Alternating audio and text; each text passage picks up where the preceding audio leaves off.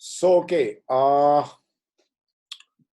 Yesterday we were discussing few things, which were the basic of camera and couple of things. And I also asked a particular question as a homework to think about it rather than to answer me. So two people have responded, which is a good attempt. One of them has responded in a more technical way, which is more of a engineering aspect. Okay. So they are not want you to be an engineer, they want you to be a cinematographer. So you have to think of a mechanism which is more of a layman's approach. So first, quickly, I will give you the idea how you can figure it out if the shutter is working properly or not. Let's assume that the aperture of the lens is working properly and film speed is always fixed. So whenever there is a particular, say for example, there is a grayscale which you are shooting it, okay, with a tripod on and everything is uniformly lit. Any kind of a gray, I'm just saying for the reference sake, but any kind of a flat surface with a uniform kind of a color, similar color, you expose that with a particular shutter speed and a whatever the correct exposure come. So I would say correct exposure for a 100 ASA film is, say for example, I would say 5.6 at the aperture of f8. Okay, for a 100 ASA film, you have light up a small space with a evenly lit up any surface evenly lit up. Same colors, one color surface you have lit up. I'm just talking about the black and white film, for example. That will be easier for you to understand. So if I give a correct exposure called X for 5.68 for a 100 ASA. Now I got a black and white image of a particular color. Now I change the exposure from 5.6 to get the same exposure. What I will do is, instead of 5.6, I would go to 5.6 and say 1 by 1/25th of a second. That is the shutter speed, and 5.6 is my aperture. Okay. So exposure is 100 ASA film, 5.6 is the aperture, and 1 by 1/25th of a second is the shutter speed. I need for a particular combination of a kind of a lighting I have done in terms of the intensity. Now I want to find out, as I said yesterday, that whether the shutter is working properly or not, whether it is 1 by 1/25th of a second is giving the 1/25th, or if it is 130 or 140 or 120 or 110 or 100. Okay, that was my question indirectly. So I expose this, and then there is a particular kind of a darkness in the negative. I'm using a very layman's language called darkness, right? In a technical term, we call it as a optical density. If you wanted to measure that darkness of the film plane, there's a meter called optical density meter. You can measure it from there and you can figure it out what is the optical density. Now same density should be there if I am not changing the lighting, but I am changing the combination. So instead of 5.6, now I go to f8. Okay. So what I have done is I have cut down the exposure by one stop. So what I have to do to get the same exposure, I have to open up the shutter. So which means 1/25th, I will go to 1 by 60th of a second. I will open up, because there I cut down one stop, here I have to open up one stop. Okay. So I go by 1 by 60th, aperture is 8. Then I again expose, and it should give me a similar density of what it was previously. Okay. Now I'll go a little more down. From 8, I wanted to have the same exposure. Okay. Then what I do is I go to f11. So f11, my correct exposure should be 1 by 30th of a second. Because my lighting remains same, my surface remains same. To get the same exposure, I would shoot at f11 and 1 by 30th of a second. So I would get the same I should get the same density, because my aperture is working properly. I am wanted to check the only shutter speed. So this side, now I'll go to little further. Instead of 5.6, I go to f4. So if I go for f4, my shutter would become 1 by 2/50th of a second. So it should also reproduce the same density on the negative. Okay. because light condition remains same, surface remains same. Now from f4 I go to f2.8. If I go to f2.8, my shutter would be 1 by 2/50th of a second to get the same exposure, right? So it should also produce the same density, whatever density I am getting at the correct exposure in the center, which I measured in the beginning. So this is the one of the way to find out whether my shutter is working properly or not in an accurate way, scientific way, because once the negative is there, it will get developed. And once I have 5 exposure like this, all 5 exposures should have the similar optical density. And that optical density can be measured with the densitometer. You press that, bring the processed negative. It's not just the negative, you bring it over there. You process the negative now, and then processing and fixing and all that, you bring the negative over here, and then you measure the optical density. All the optical density should be same. If it is varying at a one particular thing, it means that particular shutter speed is not working correctly. This is one of the easiest way. There are 2-3 other ways could also be there for sure. But this is the easiest way I wanted to talk about, which everybody should be able to understand. Can you ask, do you want to ask a question about what I have just said? If somebody Yes, has sir. not understood it. Sir बोले कि digital sensor के लिए कैसे check करेंगे shutter speed सही से काम कर रहा है कि नहीं? Digital sensor के लिए. Very good question.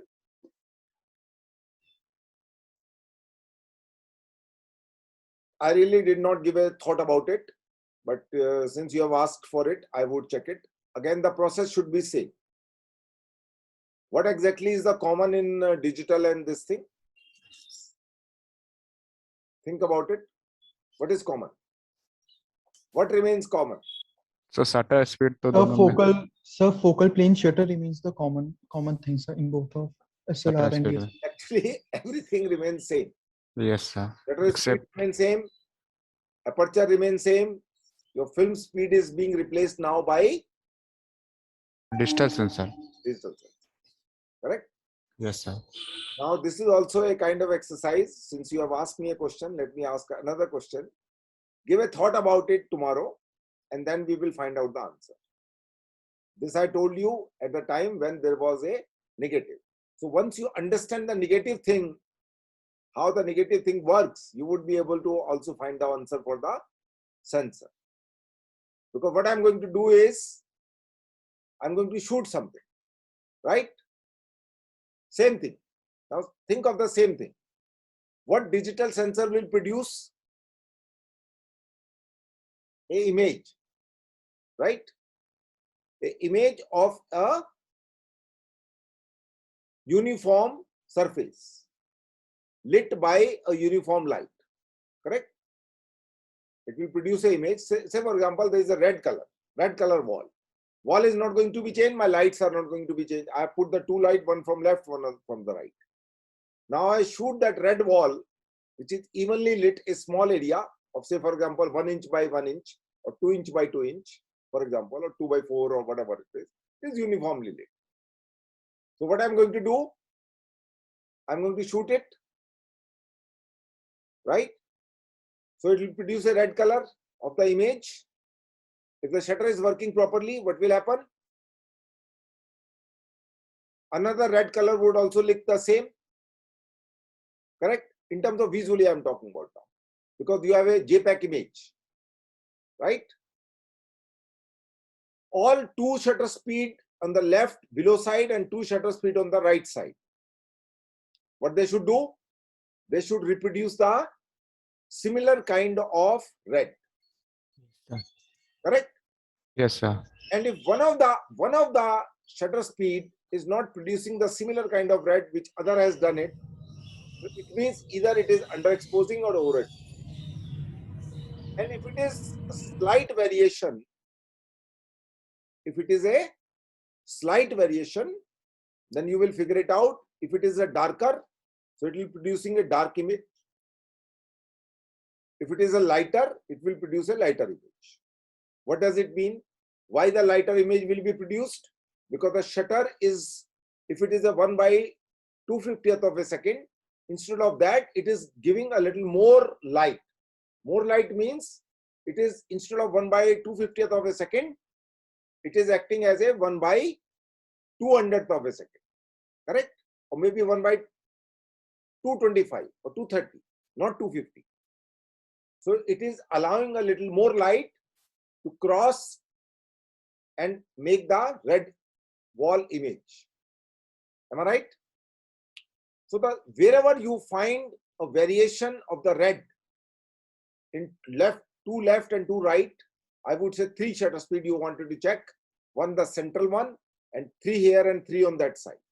And if any of the shutter speed is varying in the sense, it will not give the similar kind of a red color. Right or wrong? Yes sir अगर exposure में कुछ differentiate हो रहा है आगे पीछे So करने से red will not be the same red. It will be either little lighter or it will be little darker. Yes sir Now, if it is little lighter, it means it is allowing the more light to enter, right? Or if it is little darker, it means it is allowing a little less light than what it should. That's why it is dark. So instead of 1 by 250th of a second, it is acting as a 1 by 260th or 70th or 80th. But are you able to see that much of a difference through your eye? No, sir. The JPEG image? No, sir. Can you distinguish a 10% or 5% difference? Sir saturation को देख के बोल सकते हैं कि हाँ थोड़ा सा Thoda sa. Yes So sir 5 to 10% you will not be able to detect, but if it is more than that, you will be easily able to detect. Correct? So try to figure it out tomorrow. If I have 3 images of the red color, and if I need to figure it out how I can see, there is a way. I'll tell you how, because I have not told you about the spot meter. There's something called spot meter. What spot meter do? Spot meter will take the light of a one angle of view or 2 degree or 5 degree from a certain area, okay, and will measure the reflectance. Suppose I have taken, please pay attention, otherwise you will not understand whatever shit I am talking. It look like French for you. So suppose I have taken a photograph of the red with the same camera of a red wall, and there are 5 red images. If there is no problem in the shutter 1, shutter 2, shutter 3, shutter 4, shutter 5, I will mark it. And shutter number, so 5 images of the JPEG file which looks red, and from your eyes you are not able to detect. But if, say for example, this is an iMac monitor, I open up the image here, okay, and take a reflected reading of 2-3 places, okay, because my monitor screen is uniform, and for place A, B, C, D, and if I'm just not narrowing down to 1 degree, I'm narrowing down to 5 degree or 10 degree, for example, I should be able to take a reflectance of 4-5 places from the surface, and it should be more or less same reading, okay. Then I go to next image. Next image should also give me the same reflectance, right? Because it is the same density of the image. I'll go to the 3rd image, 4th image, and 5th. In 5 images, if one of the image is not giving me the same reflectance from 2-3 places, it means this is a shutter speed which is having a problem. So this is another mechanism in the color. I'm again talking in a layman's language where the common sense can work. I'm not talking about the densitometry, and there are mechanisms to measure that very easily. So I'm trying to make you explain how a common man who is a photographer can understand if there is a problem. Please ask a question. So what about if we export the images into a editing software and analyze it into the histogram? Then also we can see the minor One thing, changes. but during the software, it might create a problem. It may not be truly transferred properly. There may be, because you're using another mechanism. Try to understand. Transporting through a editing software into a timeline. Correct? Even for the histogram, you can also figure it out over here in a Photoshop also. If you take the same image in the Photoshop, Yes, sir. You can also figure it out. So basically, instead of going to the timeline, you can take the image to a Photoshop, and So there you same, can I'm say again. editing software, and we can analyze the histogram. We can easily see even the minor changes in that analyzing. Then we don't need to use spot meter. I'm asking. Why I'm saying a spot meter is because as a cinematographer, you always have a spot meter ready with you. If you are a cinematographer, you have either two kind of meter. One is an incident light meter, one is a spot meter. Color temperature meter nowadays has become more important, not earlier, because these LEDs is a very crazy business. You will go mad with this understanding this LED. So now color temperature meter has become more important than what used to be. Earlier, out of 100 cinematographer, not even a single cinematographer will have it.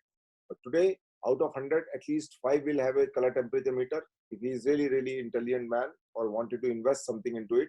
But anyone who repair the LED lights should have a color temperature meter, because today LED is very, very complex mechanism to understand. Not everybody can. I will share a video with you at some point. It was a kind of a technical workshop organized by this company called Kinoflow. Kinoflow was the first company who came out with a soft diffused tube lights. These tube lights were of two kinds. One is a balance for the daylight, another was balance for the tungsten. And then the kind of light which was coming out from these tube lights were the soft earlier. Then it was come out with a little harder soft and soft, and some 2-3 versions in the soft light. But it was not like HMI. It was like a diffusion material. If you put in front of the light, and the light will get diffused. So variety of diffusion material instead of putting on HMI, here these tube light would give you. So advantage was that it will not produce the heat. They were the cool lights, whether you use the tungsten or whether you use it a daylight. So Kinoflow's owner, in terms of the CEO, who's the founder of the Kinoflow, he conducted a workshop. I need to figure it out where exactly is the link of that. But I will share on the condition that you will not ask any question related to that particular video. Because for that, you really have to have a lot of understanding of many things. Otherwise, you will not understand it. That is a little higher level. That is meant for those people who are into the manufacturing of lights, or those who have really practiced the cinematography for long and understand many things. It is meant for them. But still, I will share it with you so that you need to understand today the cinematography has become more complicated the way it used to be. Earlier, tungsten or HMI, that's it. Today, there are so much of complexity. So I'll share the video with you just in the hope that someday, after 2-3 years, you will understand that video, because it's a very, very technical video. Okay. So that's it. Let's move Sir. into our main thing. Yeah, please, quickly. Sir shutter speed सही काम नहीं कर रही है, इसके पीछे क्या causes हो सकते हैं? कुछ भी हो सकता है, मैकेनिकल रीजन हो सकता है, आपका कंप्यूटर ठीक से काम नहीं कर रहा, आपकी हार्ड डिस्क खराब हो गई, आपका प्रोसेसर खराब हो गया, आपका मदरबोर्ड खराब हो गया, कुछ भी खराब हो सकता है। शटर स्पीड ठीक से काम नहीं कर रहा है। इलेक्ट्रॉनिक्स के अंदर इलेक्ट्रॉनिक मैकेनिज्म होता है जिसकी वजह से shutter speed can go haywire. I am talking about today's time. Today's camera is a very, very electronically sensitive camera. अब आप इसको राजस्थान में ले गए जहाँ पे टेम्परेचर 50 डिग्री का है और 45 degree, circuit diagram can go haywire. If you go to a field which is having electromagnetism, the circuit diagram inside can go haywire. आप ऐसी जगह चले गए जहाँ ट्रांसफार्मर था, आपको समझ नहीं आया ट्रांसफार्मर से क्या अफेक्ट होने वाला है, आपका कैमरे का अंदर का आईसी वगैरह फूका गया और आपको पता ही नहीं है। फूक गया मतलब ऐसा नहीं वहां आग की लपटें निकल आएंगी, वहां पे फायर ब्रिगेड आ जाएगा। वो अंदर फूक गया, तुम्हें पता ही नहीं अंदर फूक गया। Because of that, shutter has gone haywire, and because of that, it is not giving 1/25th of a second. It can be 1/10, it can be 20, कुछ भी हो रहा है। ठीक है sir. There may be 100 reasons today.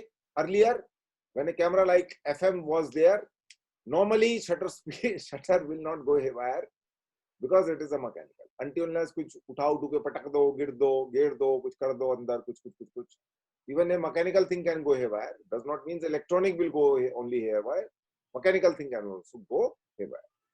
ठीक है जी? नहीं सर, मेरा पूछने का मतलब ये था कि सर कुछ कॉजेज होते हैं जो बहुत नॉर्मली होते हैं, लाइक कोई नॉर्मल फोटोग्राफर, कॉज नहीं, कुछ भी सिनेमेटोग्राफर। हो सकता है, इलेक्ट्रॉनिक से बात करता, ओके सर, ओके। कुछ भी हो सकता है.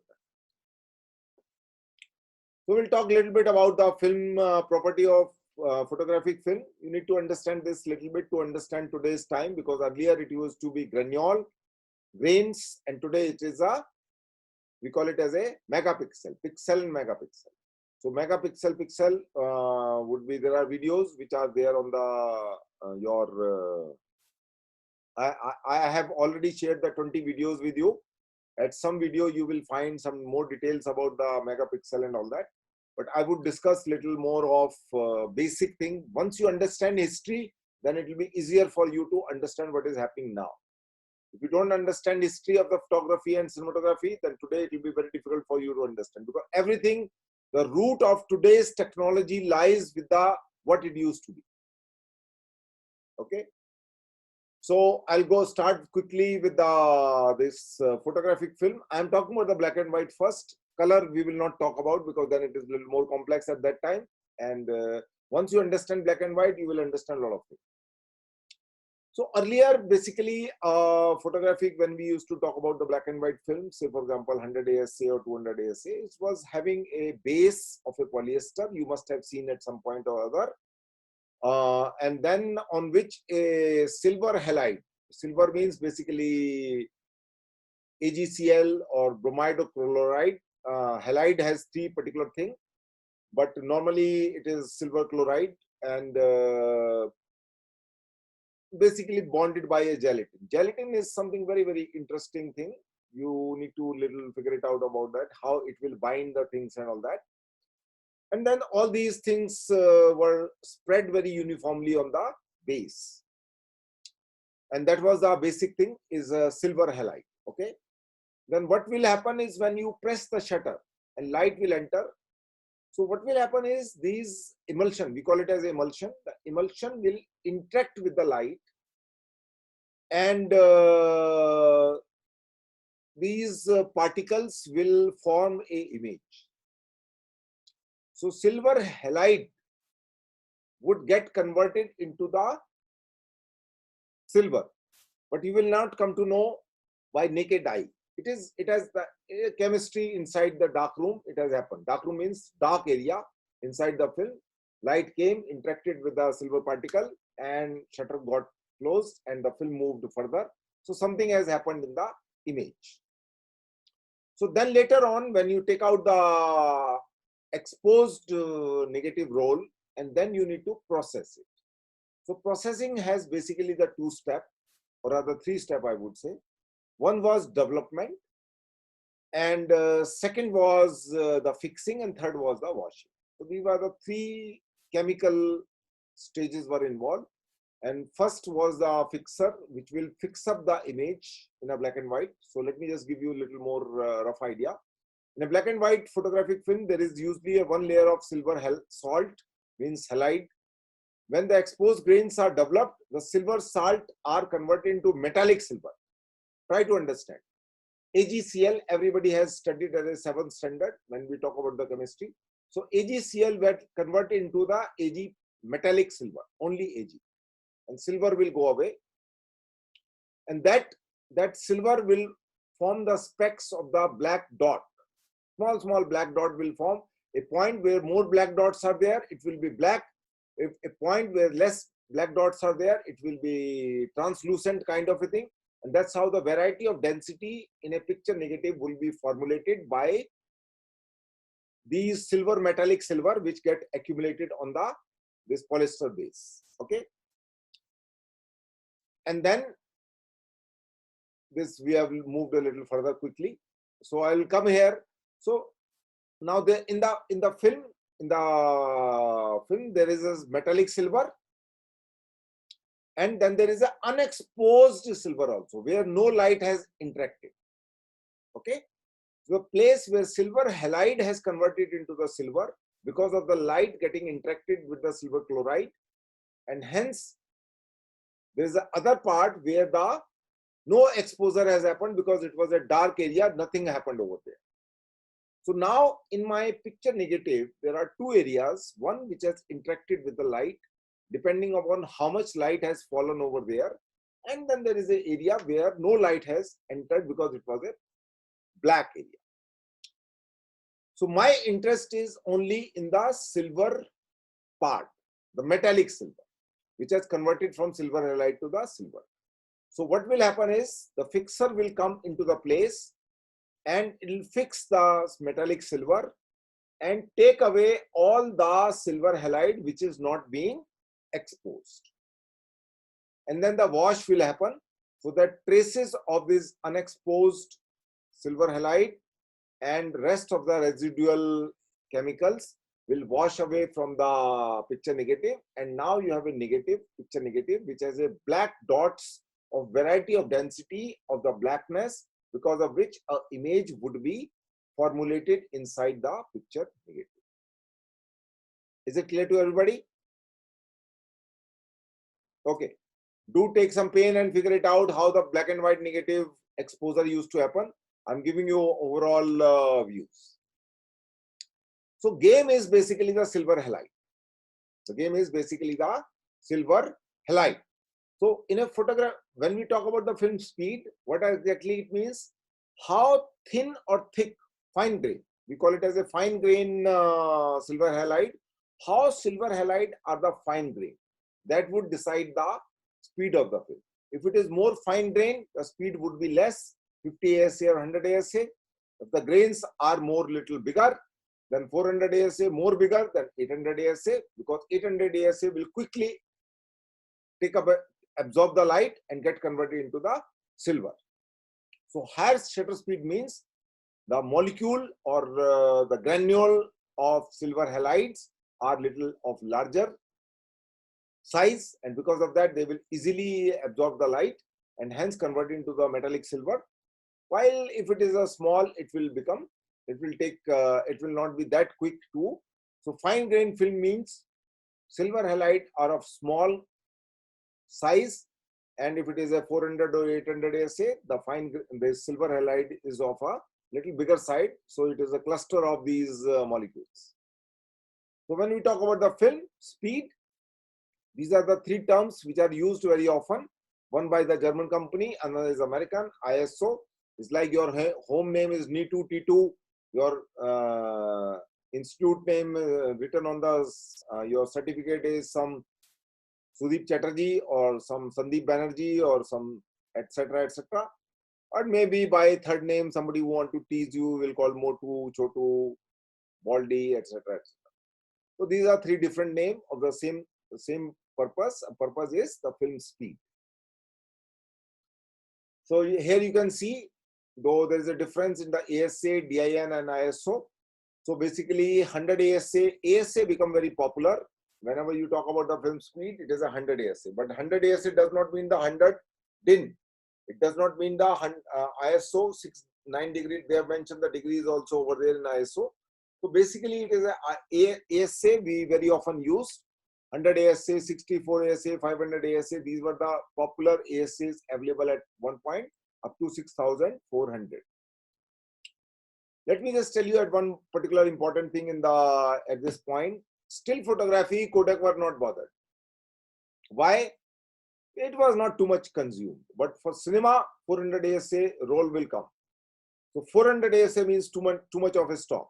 So cinema people were the privileged, and hence Kodak company, which was more bothered about the cinema people, so it came out with 100 ASA, 200, 160. All these ASAs were available for the cinema people. I would talk about a little more detail how the Kodak stock would used to look like, so that you can understand a little bit better.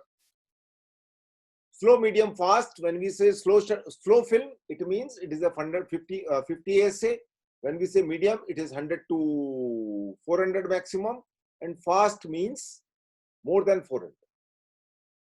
It could be 600, it could be, I've just told you over here, these are the ASC available. 600, 400, 1600, 3200, 6400. These were the ASAs available at that time. At that time means when the color film was also there, not just the black and white. Black and white was not very much Kodak was bothered, though it used to manufacture 100 and 400 ASA films very often. In the time of when the black and white era was there, when the color came, Kodak were more interested in the color. So slow and fast, I have already told you. Slow, medium, fast. Why it is called slow and medium? Because it need more exposure and less exposure. Because of that, we call it as a slow. So film speed varies in double and half. Very, very important thing to remember. So when I move from 100 ASA to 200 ASA, what I'm doing is I am making my sensitivity of the film more, and hence less light will be required to have the same exposure. One stop. If it is a 100-foot candle of light is required to formulate a particular image at, say for example, 200 ASA, then at 400 ASA, instead of 100-foot candle, I just need 50-foot candle of light to formulate the same density of the image. Okay. So either half or double. So if you go little below, it become half. If you go up, it will become double. So that means, like in digital camera, ISO is variable, but in the film era, only single ASA film existed and not variable ASA. Yes, the film will either be 100 or 200 or 400. You can't change the ASA of that film. Though you can take the liberty of rating a 100 ASA film as if it is a 400 ASA. So you are two-stop underexposing. Yesterday I told you the pushing and pulling, and then you process is overexposed. You underexpose and overdevelop it. Underexposed and overdevelop it so that you still get the image. But today that underexposure, overexposure is not there in terms of development, because there is no development. Everything happens and there is a JPEG image and that's it. Or raw image, you can convert into any format. So today that do not exist. That is my answer. Sir hello हाँ sir sir जो हमारे camera में जो ISO 100 200 ऐसा लिखा होता है, तो इसमें जो आपने बताया 6/9 डिग्री ऐसा लिखा है, मतलब वो मैच उसको भूल जाइए आप। 6999 जो है मैंने आपको वैसे ही बता दिया है। अब उन चीजों को भूल जाइए। AS से याद रखो, बात खत्म। Okay sir. Grains, as I said, 100 ASA film will have a fine grain, 50 ASA will have a more finer grain, more smaller a grain, and hence the image will be more sharper. Grain means unsharpness. More the granular structure increases, the image will become more and more unsharper. So 50 ASA grain film will be much more sharper than 100 ASA. 100 ASA film image will be more sharper than 200, and 200 will be more sharper than 400. So smaller the grain, slower the speed, but image is much more sharp. Okay. So granular means that here you could see the fine grain versus 100 ASA. Here you see 100 ASA as a very slower film because the grains are very fine. 800 ASA film is more granular. Same area, how you zoom in and you figure it out, number of grains become less, but the size is more, and hence it will easily capture the photon, which is basically the light. Reaction of the light, as I have, each crystal is formed when a certain amount of light hits that part of the film. Therefore, since a slow fine grain film has a lots of crystal on it, it will require more light to hit it. A faster, coarser grain film has fewer crystal and therefore needs less light to hit it. This is the amount of light, as I just said it. Fast and slow, and hence a fast film can be used when there is a less light available, or when you need to use a faster shutter speed. For example, capture the sport action where you need a more speed, so you need to have a faster film. So these are the small thing which I have told you about, little basic idea about the film speed, and then I would go to another part. Some people, I'm assuming that not everybody is familiar with things. Even if you're familiar, there are things which you need to understand again. So it might be revision for some of you, and for other, it may be just a kind of. So I'll talk about the exposure now. This is a very, very important thing.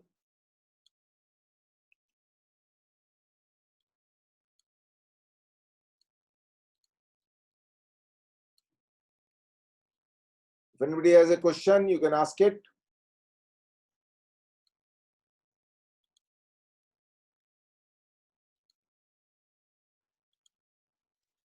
Sir आपने जो पहले जो shutter speed के जो कारण बताए थे वो थोड़ा सा एक बार बताएंगे? क्या शटर स्पीड का कारण? मतलब जो शटर स्पीड गलत है या फिर ठीक, वो कैसे समझेंगे जो पहले बताए क्या थे? है उसमें अंदर क्या होता है कि अगर सारी शटर स्पीड ठीक से काम कर रही है तो मुझे 200 रुपए चाहिए। अब मैं थोड़ा गांव वाले तरीके से समझाने की कोशिश करता हूं। मेरी जेब में 200 रुपए है, ठीक है जी। 100 रुपए इस जेब में रखे हैं, 50 रुपए इस जेब में रखे हैं और 50 रुपए इस जेब में रखे हैं। 10-10 के नोट है मेरे पास। तो मेरे पास टोटल कितने पैसे हैं? 200 इधर, 100 इधर, 100 इधर, 400 रुपए मेरे पास। तो मैं इस जेब को नहीं छेड़ रहा क्योंकि ये फिल्म स्पीड है मेरी, इसको नहीं छेड़ सकते, ठीक है जी। अब मैं इधर के पैसे लेफ्ट जेब में जा सकता हूँ, लेफ्ट वाले राइट में जा सकता हूँ। तो मेरे पास 50 रुपए 10-10 के नोट लेफ्ट जेब में है, 10-10 के नोट मेरे राइट जेब में है। तो मैंने 10-10 के नोट में से एक नोट निकाल के इधर डाल दिया तो टोटल पैसे तो उतने ही रहे मेरे पास। 2 नोट लेफ्ट से निकाल के राइट में डाल दिया तो टोटल पैसे तो मेरे उतने ही रहे। हाँ। तो जो डेंसिटी है वो तो उतनी ही रहनी चाहिए, चाहे शटर स्पीड इधर बढ़ जाए या उधर बढ़ जाए। अगर मैं शटर स्पीड इधर बढ़ा रहा हूँ उधर बढ़ा रहा हूँ, उसको कंपनसेट करने के लिए मैं अपर्चर चेंज कर रहा हूँ, जिसमें कोई प्रॉब्लम नहीं है। तो 4 से 5.6 चला गया और 4 से 2.8 चला गया मैं। तो मेरी जो एक्सपोजर का कंपनसेशन था वो मैंने सेम मेंटेन किया by composing it, because I shifted from my shutter speed from one to another to get the same exposure value. समझा मेरी बात? हाँ सर। एक्सपोजर वैल्यू सेम रहे, मेरा डेंसिटी मेरा सेम रहे, उसके लिए मैंने शटर स्पीड में चेंज कर रहा हूं तो उसके हिसाब से मुझे अपर्चर भी चेंज करना पड़ेगा to maintain the same density of the exposure, to maintain the same exposure, ठीक है जी। तो जब मैं इधर गया 2 स्टॉप तो मैंने अपर्चर उधर चेंज कर दिया। तो ये सब तब समझ आएगा जब तुमने जिंदगी में फोटोग्राफी ठीक से किया होगा। आज पहली बार यहाँ पे आ गए हो तो नहीं आएगा, ये ध्यान रखना। सर फोड़ो, जाओ एक्सपोजर को समझो, how you can have the same exposure bye shifting your, if I suppose मेरे को 150 ऑफ ए शटर स्पीड पे मुझे काम कर रहा हूँ, अब मुझे 150 नहीं चाहिए, मुझे तो चाहिए 1/30th of A shutter speed. Blur चाहिए मुझे मोशन का, शार्प फोटोग्राफ नहीं चाहिए। तो मैं 1/20th से 160 गया, 160 से 30 गया, 2 स्टॉप, 30 से मैं 15 पे चला गया, 3 स्टॉप इधर चला गया, तो 3 स्टॉप ओवर एक्सपोज हो जाएगी मेरी फिल्म। तो मैं नहीं चाहता कि मेरी फिल्म 3 स्टॉप ओवर एक्सपोज हो। तो उधर जो अपर्चर था f8 था, तो मुझे f को 8 से और कम करा लाइट मैंने, यहाँ पे 3 स्टॉप खोला, 3 स्टॉप कम करना पड़ेगा उधर। तो f8 से 11 गया, 11 से 16 गया, 16 से 22 गया। तो 22 और f 1/15th of A shutter speed पे मैं अगर शूट करूंगा तो exposure will remain same, it will not become a brighter, but anything which was moving, say for example waterfall, will have a blur image. ये बात समझ आ गई? हाँ सर। हाँ सर। बस यही इतना सा है। So I had a question. बोलिए। सर फर्स्ट एग्जांपल में जैसे आपने बताया था कि एक्सपोजर 5.6 में अगर 1/25 ऑफ अ सेकंड में हमने शटर स्पीड में शूट किया है और फिर एक्सपोजर 4 पे लेके और 1/250 पे शूट किया, अगर उसका एक्सपोजर वैल्यू सेम, मतलब exposure of the light is same, मतलब similar rather, if it is X जो है एक्सपोजर वो एक्स ही रहना चाहिए। क्यों? क्योंकि मेरी लाइट सेम है, मैंने 2 लाइट लगा रखी है लेफ्ट और राइट में, वो हिली नहीं है, मेरा वॉल नहीं हिला है, तो मेरा जो भी एक्सपोजर आया वो सेम रहना चाहिए। सो मतलब सेम रहना चाहिए, मगर क्या कोई विजिबल डिफरेंस रहेगा? तो हम व्हाट्स द पॉइंट, मतलब अगर हम if 2.8 पे शूट कर सकते हैं और f8 पे भी शूट कर सकते हैं, कंसीडरिंग ISO इज कांस्टेंट। कुछ भी करो आप कुछ भी करो, देखिए इट इज अ कॉम्बिनेशन। अब मैं आपको थोड़ा सा बोल देता हूँ, 5.6 और 125 का कॉम्बिनेशन है मेरा। हाँ ठीक है, तो मैं क्या कर सकता हूँ, मैं 5.6 की जगह उधर 8 चला गया, उससे आगे मैं 11 गया, उससे आगे मैं 16 गया।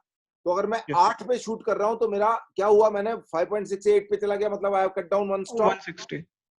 तो 125 से मैं 160 पे चला गया, 1/60th ऑफ ए सेकंड, और मैं 11 पे जाऊंगा तो 1/30th ऑफ ए सेकंड पे चला गया, मैं 16 पे गया तो 1/50th ऑफ ए सेकंड पे गया। अब मैं इधर आ गया 5.6 से 4 पे आया तो मुझे 1/250th ऑफ ए सेकंड इस्तेमाल करना पड़ेगा. 2.8 पे आया तो मुझे 1/500 of a second shutter speed इस्तेमाल करना पड़ेगा to get the same exposure. Right और wrong? Yes, yes, right. But what's the difference when we use 2.8 and suppose f11? Nothing. But the exposure is same. Nothing. Oh, nothing? You're not talking about the depth of field here because it's a plane surface. Wall is a plane Ah, surface. no. Suppose we are not shooting a plane surface. Suppose we are shooting a scene in a controlled You're environment. checking it here. Okay, okay. You are checking it here. To check your Oh. certain specific thing you have to do. You don't get into the depth of field business. You have to get into the density business of a plane surface evenly lit up. Okay, sir. That's it. Plane surface evenly lit up. Whatever surface it is. Red, blue, green, yellow, doesn't matter. Whatever bloody surface it is, it has to be evenly lit up. That's it. Okay. And it should give the same density called X, 0.3, 0.6, 0.5, whatever it is. If at a one particular shutter speed, my density is varying, it means this particular shutter is not working properly. I am assuming that my aperture is working properly. There is no flaw in the aperture. I am assuming that. There may be, but I am assuming. Okay, sir. So this is the exposure, a very, very important thing what we just discussed right now. So basically, let's talk about the shutter speed, etc., a little bit. And film speed, we have discussed the film speed. We have discussed a little bit about aperture and a little shutter speed now. So the faster and shutter speed is nothing but shutter is a mechanism inside the camera which allows you to control the amount of time which a light should enter inside the camera and interact with the film plane, or today called sense. So fraction of a second, whether it is 1/125th, whether 1/250, or whether 1 second, fraction of a second. We are talking about a fraction of a second normally. So faster and shutter speed means less light comes into the camera. Faster shutter speed means 1/250th of a second, 1/500th of a second, 1/1000th of a second, 1/2000th of a second. That is a fast shutter. When we talk about the slower shutter speed, 1/125th of a second, 1/160th of a second, all these things I have mentioned over there. So these are shutter speed 30, 15. On the dial, you will not see 1/50th of a second because it becomes too much of a cumbersome. There is hardly any space over there. So they say 15, 30, 60. So you should have a common sense to understand what does it mean. And then they say 1 second, 2 seconds, and 3 seconds, or whatever bulk. So why, if the more light will enter over there, it means the shutter speed is slow. So if you wanted to capture a static object is not moving, so it will not give the blur. So suppose there is a property, chair, anything which is a static image, static, will not move. Okay. So you can use the shutter speed slow, but if you use the handheld camera, it might have a little shake. But if you put the camera on the tripod, it will have a no shake. Okay. So that's a very important thing to remember. But if you can hold your breath and shoot the handheld camera, I have done it in the past with a 1/30th of a second. If you hold it properly, you may get a very sharp image without any blur. Okay. So when you want to freeze the motion of a football player or a cricket player or somebody who's who throw the bhala or high jump or low jump, where the movement of a sports person there, you need to have a higher shutter speed. Ideally, people shoot 1/250th is the minimum, then 500 is the best, 1/1000 is the ideal. So normally people shoot with a 1/500th of a second when they need to capture a motion, whether it is a football player or whether it is some bhala player or something else. Okay. Slow shutter speed is required when the light condition is little low and you still need to capture the image properly. Also, sometimes you wanted to have for a creative satisfaction, which means blur.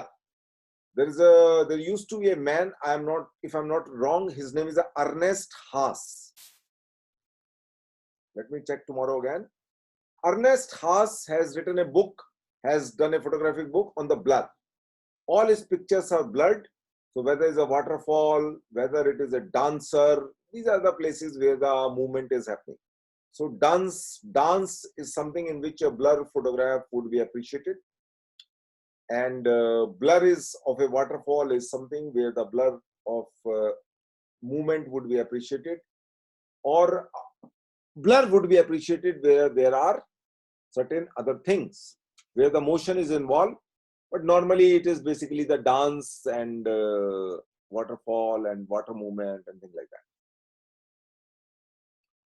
So slow shutter speed and fast shutter speed, and B is called brief. Some people say bulk also. So B stands for bulk or brief, whatever you call it. And after 1 second, this is the another setting you have over there. So like as I told you last time also, aperture is 1.4 to 2.8 f4, either half or double. So from 1.4 to when you move to 2, it is on one stop. 2 to 2.8, again one stop. But from 1.4 to 2.8, it is 2 stop. 1.4 to f4, it is 3 stop. So there may be a question formulated on the base of it, that suppose I am shooting a particular scene where the correct exposure for a 100 ASA film is f4 for a shutter speed of 1/125th of a second. If this is a question, please try to understand this from FTI point of view. Very important. If my film speed is 100, my exposure comes out to be f4 at a shutter speed of 1/125th of a second. But for some reason, if I want to shoot with a shutter speed of, say for example, 1/30th of a second, for the same film, what would be my aperture I have to shoot so that I would get the same exposure, not under and not over. So I'll just explain to you. From 1/125th, you go to 30th, so which means first 1/60th. What you have done is one stop, you have done overexpose, 1 plus 1, okay? From 160 to 130, plus 2. It is a plus 2 means 2 stop overexposed, you have done it if you are not going to compensate this. So in order to compensate that, in your exposure, film speed will remain same. So from f4, what you can do is, you can, here you are overexposed, where you can cut down the aperture. So from 4, you can go to 5.6 and then to the f8. So for a 100 ASA, if you really want to shoot at a shutter speed of 1/30th, what should be the aperture? It is f8. Is it clear to everybody? Yes, sir. Okay. If anybody do not understand, it simply means that he has no idea about the photography. And these are not the photography classes. These are the classes for FTI preparation, where it is assumed that you should have a vague idea about these terms. So I'm trying to figure it out, what are the questions can be formulated. So something like that can happen. On the basis of this, I will give you a little complex question later on, not right now, because you don't understand the exposure correctly so far. So speed of the film. Now I am living in a digital world. So I can change the bloody 100 to 400 and 5,000 and 2,000 or whatever I want. So my same question can be formulated in another manner. Suppose I have a scene where my lens cannot allow me more than 2.8. My maximum aperture in a lens is 2.8. Okay, and I want to freeze the motion of an actor, of a dancer. Please mute your sound thing. Why? Chirag, wake up.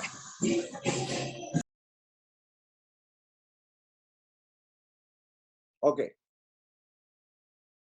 So my question is, please try to understand, each and every bloody question is important. And if you mess it up over there, you are going to fail, not Naresh Sharma. Remember it. Okay?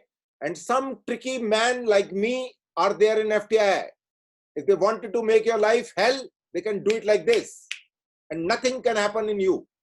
You will not be able to handle it over there. Today you can send me an answer because you Google it and take the pain of half an hour there. There is no time to take a pain. You have intelligence, you have understood it before, you would be able to answer it. If you have not understood it before, you will not be able to answer it. It is a beforehand preparation is required. Okay? So try to understand, mute your mic and try to understand whatever shit I am talking. So my question is, in today's time, we have a digital camera where I can change my film. Okay? So my exposure meter says that for a 100 ASA film, correct exposure is 2.8 aperture. And I would say 1/250th of a second is the shutter speed. Now, for some reason, I do not have a 2.8 exposure in my lens. My lens has only f4 or say 5.6. My lens has a 5.6. Widest opening of my telephoto lens is 5.6, and I still wanted to shoot at a shutter speed of 1/250th of a second because I want to freeze the motion. So what ASA I should use? Okay. 400, sir. Wait. So what I'm going to do is, my shutter is remaining same because my 250th is same. From 2.8, I have to go to 5.6 because my aperture is not allowing more than 5.6 to go down. So what I'm doing is 2.8, 4 and 5.6. So which means I am going to cut down my exposure by 2 stop. So if I'm going to cut down my exposure by 2 stop, I need to open up my film speed sensitivity towards the higher side, right? Because I have cut down from 2.8 to 5.6. I have cut down 2 stop here. There I need to increase my film speed by 2 stop. So from 100, I will go to 200, and from 200, I will go to 400. So if I wanted to have the same exposure, my film speed has to be 400 ASA. I need to set it at the dial or inside wherever there is a metering, there is a mechanism where I need to set it up to get the same exposure. So answer is 400. It can be asked in a multiple choice question also. It can be just asked a 3 marks or 2 marks or 4 marks question. But if you don't understand the exposure, you will not be able to answer it. So speed of the film, I just quickly say, high speed film require less light to get a proper exposure, right? With high speed film, use small aperture to get less light into the camera and give a better depth of field.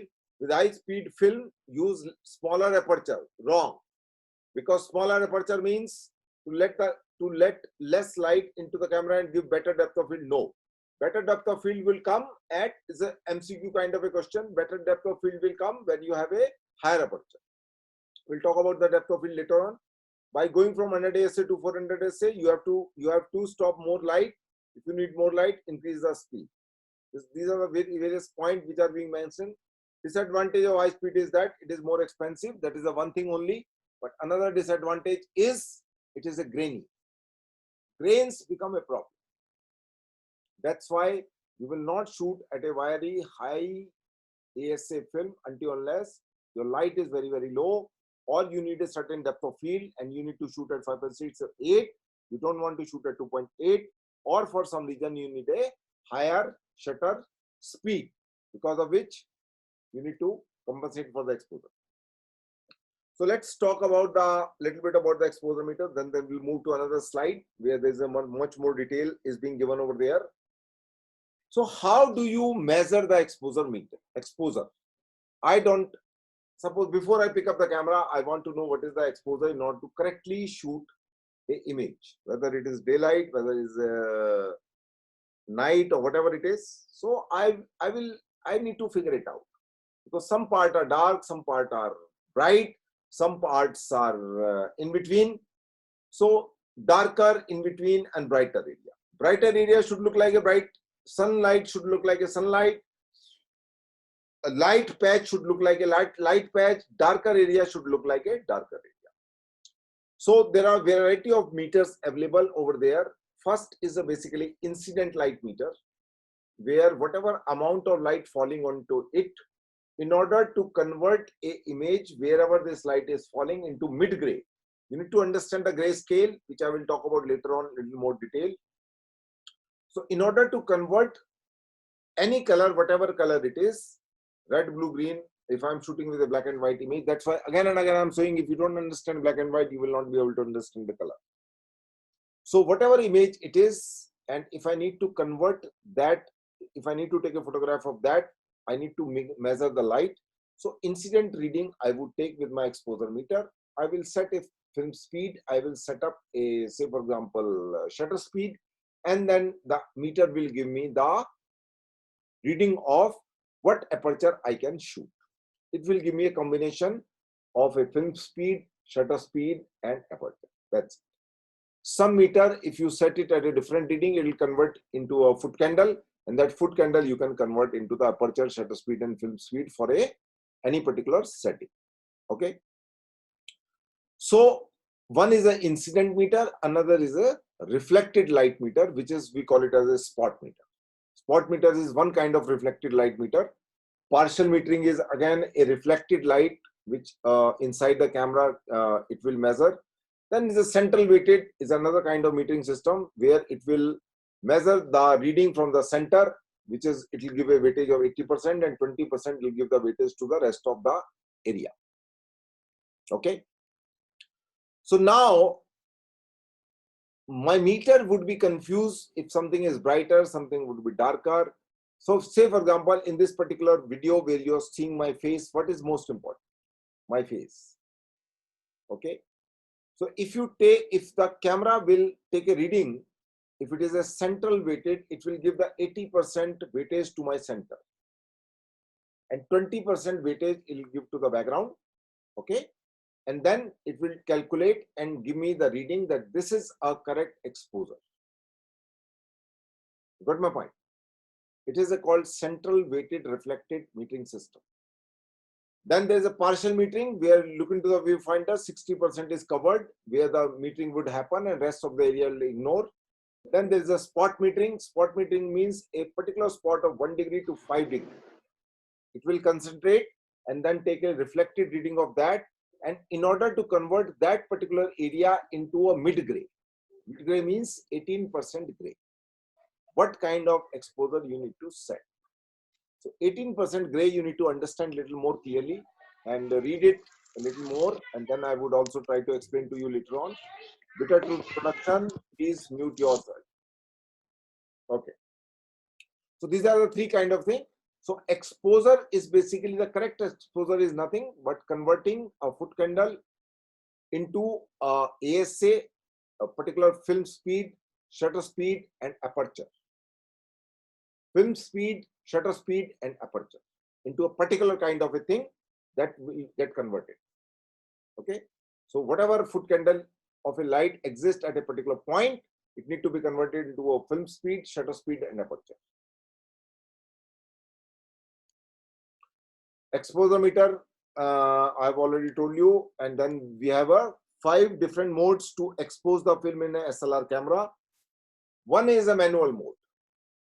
Manual mode means if you are very, very confident, only then you would use the manual mode.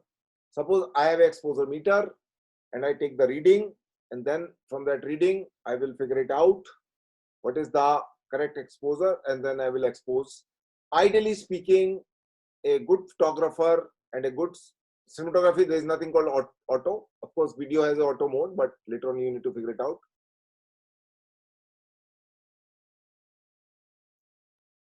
If you are very sure, if you have taken a reading, manual mode is aperture, shutter speed, and film speed.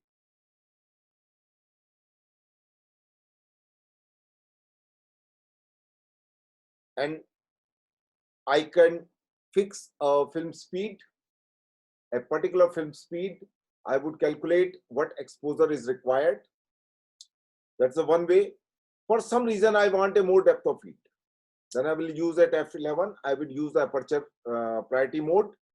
Aperture would remain fixed. film speed would remain fixed. Accordingly, it will calculate the shutter speed, whatever it comes out. If it is slow, then there is a problem. If it is higher, then there is no problem. Program means auto. Automatically, depending upon the situation, daylight, interior, auto is not very conducive, very suggestive, very priority given to the people. People don't use the auto unless you don't know how the photography works. So you use a auto mode. Accordingly, it will calculate and expose. Sometimes it is good, sometimes it is not. Then there is a shutter priority, which means I have to shoot at a slow shutter speed of 1/15th of a second because I want a blur of the dancer or a blur of the waterfall. I want to capture the football player. I have to shoot at 1/250th of a second. And hence, I want to use 250th of a second for a sure. Whatever is the shutter speed, whatever is the aperture or film speed comes out to be. So I would use the shutter priority, aperture priority, and manual. These are the three preferred mode. If you are a novice, you don't know how this thing works, you put it in a program and there you are. Okay. So quickly, we will take a 5-minute break and then we'll come back.